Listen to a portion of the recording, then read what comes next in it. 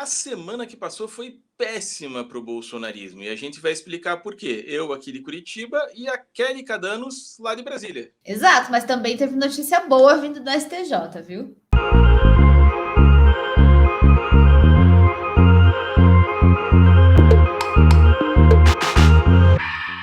Bem-vindo, bem-vinda, você que já está acostumado aqui a acompanhar o Anexo 5. Eu aqui de Curitiba, Rogério Galindo pelo plural e pelo Regra dos Terços, hoje voltando e agora sem óculos depois de uma cirurgia laser, a senhora Kelly Cadanos. Olá, Galindo, olá todo mundo que acompanha o Anexo 5, um prazer estar de volta e agora enxergando.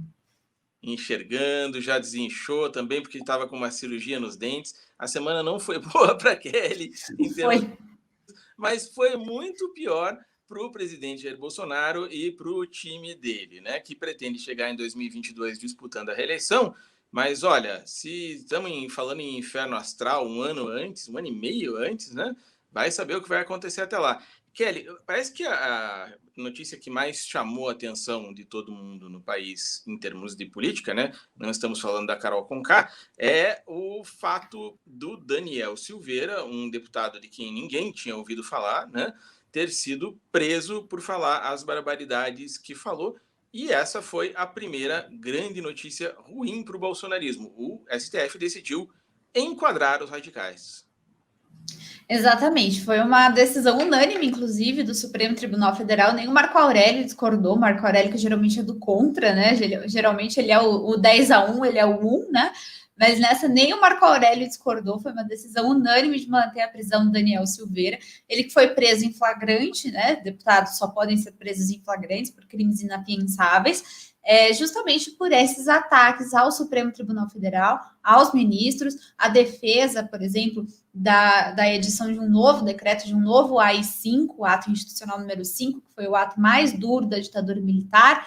Então, ele foi preso, acabou tendo a prisão mantida pelo STF e também acabou sendo abandonado pelos colegas na Câmara dos Deputados. 364 votos a favor da manutenção da prisão dele. Então, ele continua preso na Polícia Federal no Rio de Janeiro, apesar de ter pedido desculpas no plenário da Câmara, né, ao tentar se defender, ter dito que amadureceu muito, né, nessas 24 horas de prisão, diz que estava arrependido, mas mesmo assim continuou preso, e além agora de estar preso, ele também vai responder a um processo por quebra de decoro parlamentar no Conselho de Ética da Câmara dos Deputados. E isso também pode levar, inclusive, à cassação do mandato dele. Então, realmente, é uma resposta, né, a esse extremismo, né, a esses radicais bolsonaristas.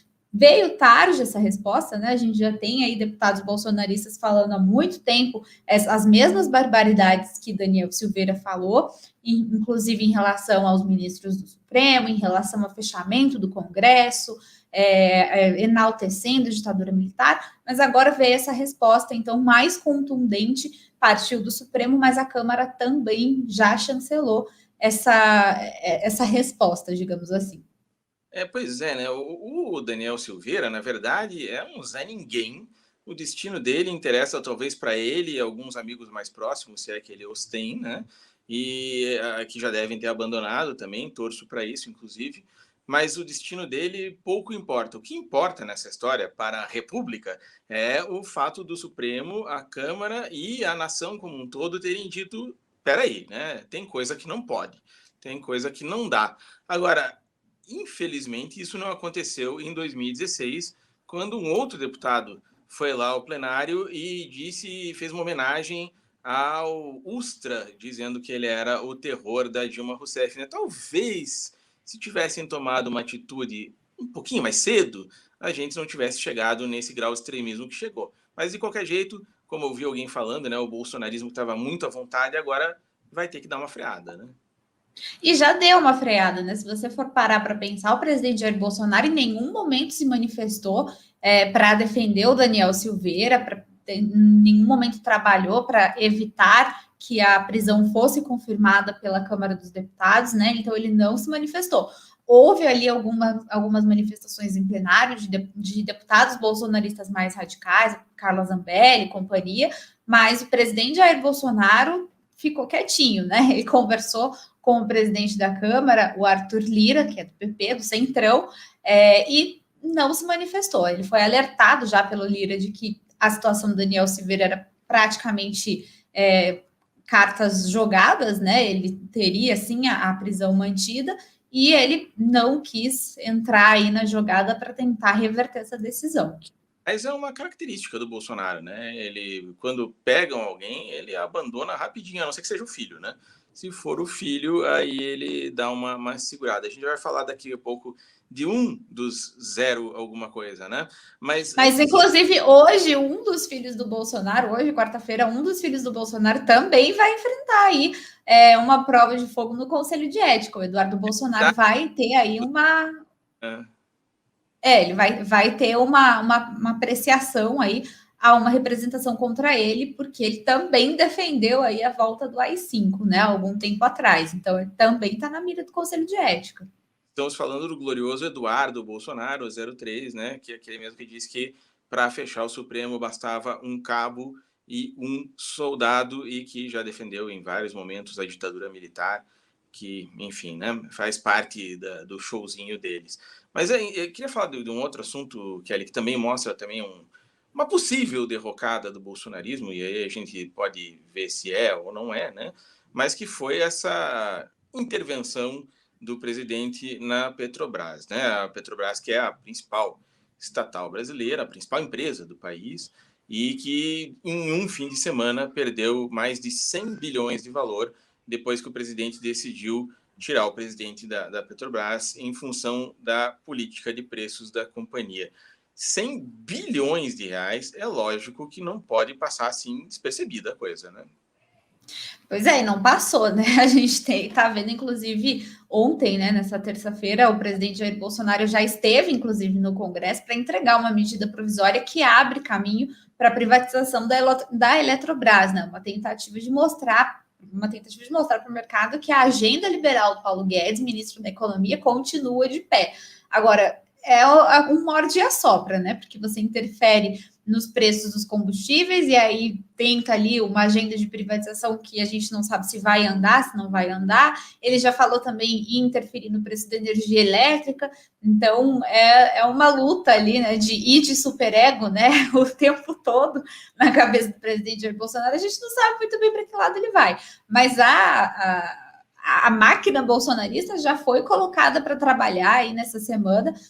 Teve vários ataques ao Castelo Branco, que até então, né, é o presidente da Petrobras. Vários bolsonaristas já atacaram o presidente da estatal. Carla Zambelli já atacou o presidente da estatal. Carlos Bolsonaro, 01, né?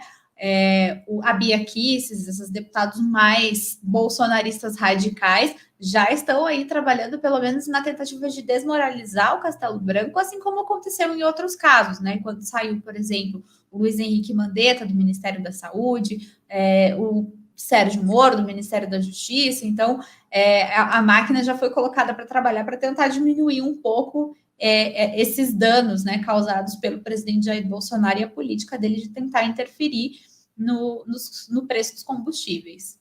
Tem um quê de stalinismo nisso, né? Se a pessoa se vira contra o líder máximo, de repente ela passa a ser um inimigo do Estado desde sempre, e você só descobriu tarde demais que aquilo era um infiltrado no meio. Agora, falando em outros termos, né? É impressionante como esse pessoal consegue brigar uns com os outros, né? Eles não parece que não tem nenhum sentido de união, né? Se você pegar lá desde o começo, né? Por exemplo, o Bolsonaro e o PSL eram uma coisa só, depois não eram mais. Bolsonaro e o Sérgio Moro, até segundo a mulher do Sérgio Moro, parece que ela confundia os dois, porque eu acho que tem um certo perigo conjugal aí, dizia que era uma e a mesma coisa, né? Não são mais. O Bolsonaro e a Joyce Hasselmann eram uma e a mesma coisa, não são mais. Bolsonaro tinha o Bolsodória, né? Que, aliás, é uma expressão horrorosa. Agora os dois não são capazes nem de falar um com o outro.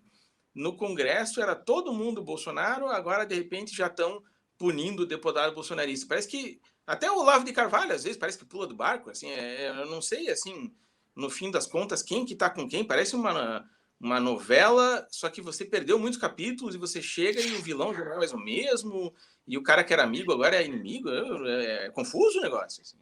Assim, você não pode perder 24 horas das tretas. Assim. Se você sair 24 horas do Twitter, você já não entende mais nada do que está acontecendo, né? Porque é rápido mesmo.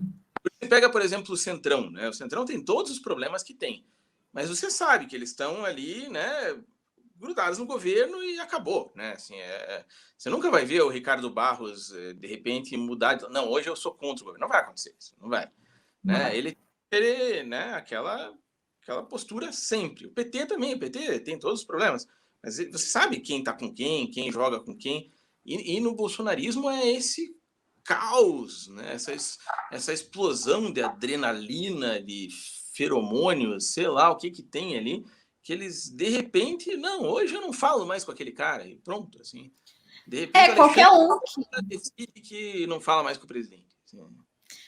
qualquer um que entre ali em uma rota de colisão minimamente com o presidente Jair Bolsonaro automaticamente vira inimigo, né? Isso aconteceu com várias pessoas ao longo do governo, desde o dia 1, né? Desde o dia 1 do governo isso aconteceu. Aconteceu com o Dória, como você mencionou, aconteceu com o Witzel, o ex-governador do Rio de Janeiro, aconteceu com vários ministros que acabaram deixando o governo ao longo desse período. Foi abandonado pelo Bolsonaro. Exatamente. Então, assim, quem não aceita tudo passivamente de cabeça baixa, vira inimigo em algum momento, né? Vira comunista. Então, a lista de comunistas só cresce, né? Nessa perspectiva. Imagina só, agora estamos descobrindo então que do João Dória até o Daniel Silveira é todo mundo comunista. Mas falando de João Dória, né? O João Dória fez uma jogada muito esperta e do ponto de vista, né, humanitário acertadíssima, que foi apoiar a vacina do Butantan, né, que é um órgão estatal paulista, e que é o que está salvando a vida de muita gente, né, nesse momento. A gente está falando aqui de uma possível queda, né, de popularidade do bolsonarismo e da ascensão, por outro lado, de outros inimigos dele. Né? Essa questão das vacinas, da falta de vacinas, mais propriamente, tanto que a gente imagina você que tem 30 anos, vai ser vacinada em outubro de 2035. Né? Você acha que isso está pesando? Sorte, eu tô achando que vale mais a pena eu me mudar para Nova Zelândia, vai ser mais prático eu ir chegar lá e receber a vacina. Mas você acha que isso está pesando também assim, para a eleição de 2022? As pessoas vão pesar o bolso, vai pesar a vacina? Isso tem uma influência no imaginário popular, será? Acho que as duas coisas se conversam, né, Galino? Porque sem a vacina você não consegue voltar à vida normal, né? Você não consegue, sem a vacinação em massa da população, a economia não vai ser retomada, porque as pessoas não vão voltar a sair de casa, as pessoas não vão voltar a se aglomerar, não vão voltar a ir para a escola, não vão voltar a ir ao cinema. Quer dizer, tem algumas pessoas que vão, né? Mas assim, a maioria das pessoas, né, tá em casa, tá com medo, a gente tá vendo hospitais superlotados, a gente tá vendo falta de insumos, né, falta de sedativo, a gente tá vendo falta de oxigênio, a gente tá vendo falta de tudo, e agora, aparentemente, também vai faltar vacina, né, então o Supremo, essa semana, decidiu que caso o governo federal não tenha capacidade de fornecer a vacina, os estados estão autorizados a comprar esses imunizantes para distribuição nos seus territórios, o que acho que é muito bom, porque é quase certo que o governo federal não vai dar conta de entregar a vacina para todo mundo, é só ver o ritmo que a gente está vacinando as pessoas nesse momento. Então, a partir do momento que começar a faltar vacina, os casos voltarem a subir, as pessoas ainda estão sem auxílio emergencial, sem nenhuma perspectiva de retomada da economia. Então, é claro que isso vai acabar refletindo na popularidade do presidente Jair Bolsonaro.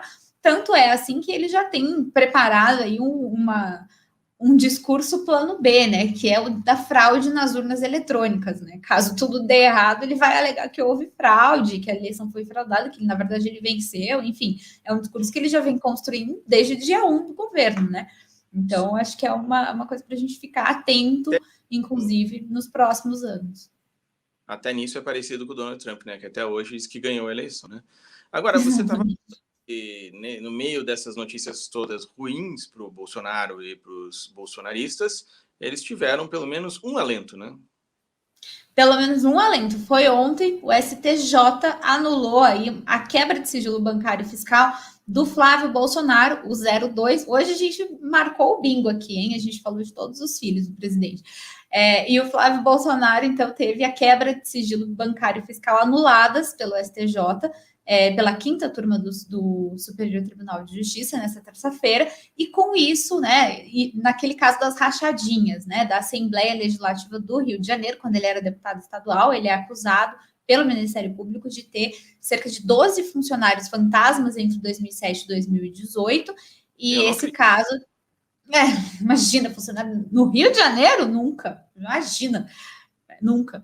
Mas, enfim, e aí ele teve essa anulação dessa quebra de sigilo, e isso pode ter um efeito cascata aí. A gente ainda não sabe exatamente como, mas pode ter um efeito cascata em todo o caso das rachadinhas, né? Inclusive, pode influenciar na decisão de prisão do Fabrício Queiroz, por exemplo. Quem estava nessa sessão, olha só que surpresa, é o Frederic Wassef, o ex-advogado, diz que do Flávio Bolsonaro, mas ele estava lá na sessão acompanhando, mas ele disse que não é mais advogado do Flávio. Mas, enfim, e na semana que vem o STJ vai voltar a julgar, inclusive, outros recursos também desse caso, inclusive a prisão do Queiroz. Então, esse caso pode acabar sendo completamente anulado, então, pelo menos uma boa notícia para o bolsonarismo, né? Não vai mais precisar se preocupar com a justiça, pelo menos não nesse caso do Flávio Bolsonaro. Então é isso, Kelly. Eu queria fazer uma enquete com os nossos espectadores, né, que a gente convida aqui a assistir não só os nossos programas, mas também a fazer ali o sininho do YouTube no canal do Regra dos Terços, se inscrever no canal do Plural, assistir nas nossas redes sociais. Divulguem também toda semana aqui, às quartas-feiras, estamos a Kelly e eu falando, a não ser quando ela faz uma cirurgia, daí o Eric assume. Eu queria fazer uma enquete, então, com os espectadores para saber se acham que a Kelly ficou bem agora com a nova cirurgia sem os óculos, ou se a Kelly deve desfazer a cirurgia e voltar a usar óculos. Então você aperta 1, 2 e na opção 3 você volta para Carol Conká fazer a apresentação aqui na próxima semana, já que ela já vai estar do lado de fora aí da casa do Big Brother. Então, se você optar, a Carol Conká vai estar aqui, então, na próxima semana com a Kelly apresentando o anexo. Não, com o Galindo.